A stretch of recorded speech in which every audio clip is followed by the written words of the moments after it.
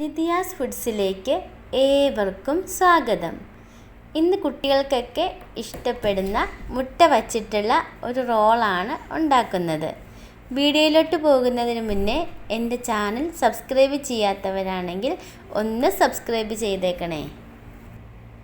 ഒരു ബൗളെടുത്ത് അതിലേക്ക് ഒരു കപ്പ് ഗോതമ്പ് പൊടിയും ആവശ്യത്തിന് ഉപ്പും വെള്ളവും ചേർത്ത് ചപ്പാത്തിക്ക് കുഴയ്ക്കുന്നത് പോലെ ഇതൊന്ന് കുഴച്ചെടുക്കാം. കുഴച്ചെടുത്ത മാവിന് മുകളിൽ കുറച്ച് എണ്ണ തടവി ഇതൊന്ന് മൂടി വയ്ക്കാം. അതിനുശേഷം നമുക്കിതിലേക്കുള്ള ഫില്ലിങ് തയ്യാറാക്കാം. ഞാനിവിടെ ഒരു പാൻ ചൂടാവാൻ വച്ചിട്ടുണ്ട്. ചൂടായി വന്നു കഴിഞ്ഞാൽ ഇതിലേക്ക് 1 ടേബിൾ സ്പൂൺ എണ്ണ ഒഴിച്ചു കൊടുക്കാം. ഇനി ഇതിലേക്ക് ഒരു സവോള ചെറുതായി അരിഞ്ഞത്, ഒരു കഷ്ണം ഇഞ്ചി ചോപ്പ് ചെയ്തത്, 4 അല്ലി വെളുത്തുള്ളി ചോപ്പ് ചെയ്തത്, ഒരു പച്ചമുളക് ചെറുതായി അരിഞ്ഞത്, ആവശ്യത്തിന് ഉപ്പും കൂടി ചേർത്ത് ഇതൊന്ന് വഴറ്റിയെടുക്കാം. എല്ലാം നല്ലതുപോലെ വഴണ്ടി വന്നു കഴിഞ്ഞാൽ ഇതിലേക്കിനി 1 ടേബിൾ സ്പൂൺ ഗരം മസാലയും 1/2 ടീസ്പൂൺ കുരുമുളക് പൊടി കൂടി ചേർത്ത് കൊടുത്ത് ഇത് നല്ലതുപോലെ ഒന്ന് മിക്സ് ചെയ്തെടുക്കാം. പൊടികളെല്ലാം ചൂടായി വന്നു കഴിഞ്ഞാൽ ഇതിലേക്കിനി മുട്ട ചേർത്ത് കൊടുക്കണം. അതിനു വേണ്ടി ഞാൻ 2 മുട്ട ഒരു ബൗളിലോട്ട് പൊട്ടിച്ചൊഴിച്ച് ഇത് നന്നായിട്ടൊന്ന് അടിച്ചെടുത്തിട്ടുണ്ട്.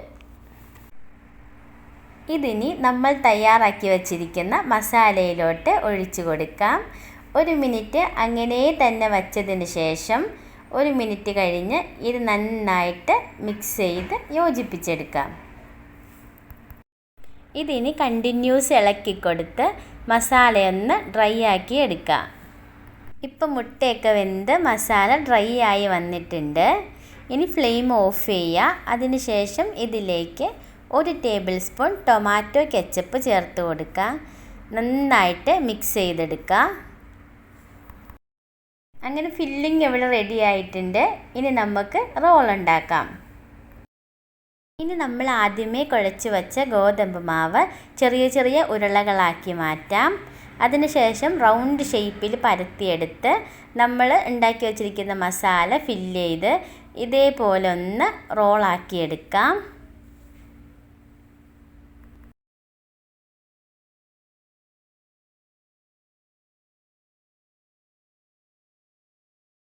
ഇതേപോലെ തന്നെ ബാക്കിയുള്ള എല്ലാ ഉരുളകളും റോൾ ചെയ്തെടുക്കാം. ഇനി ഇതൊന്ന് ഫ്രൈ ചെയ്തെടുക്കാൻ വേണ്ടിയിട്ട് ഞാനിവിടെ പാനിൽ എണ്ണ ചൂടാവാൻ വച്ചിട്ടുണ്ട്. എണ്ണ നന്നായി ചൂടായതിന് ശേഷം തീ ഒരു മീഡിയം ഫ്ലെയിമിൽ വച്ചിട്ട് നമുക്ക് ഓരോ റോളുകളായിട്ട് ഇട്ട് കൊടുക്കാം. ഹൈ ഫ്ലെയിമിൽ വച്ചിട്ട് കുക്ക് ചെയ്താൽ ഇത് പെട്ടെന്ന് കരിഞ്ഞു പോവും. അതുകൊണ്ട് മീഡിയം ഫ്ലെയിമിലിട്ട് തന്നെ എല്ലാ സൈഡും കുക്ക് ചെയ്തെടുക്കാം. ഇതേപോലെ തന്നെ ബാക്കിയുള്ള എല്ലാ റോളുകളും ഫ്രൈ ചെയ്തെടുക്കണം.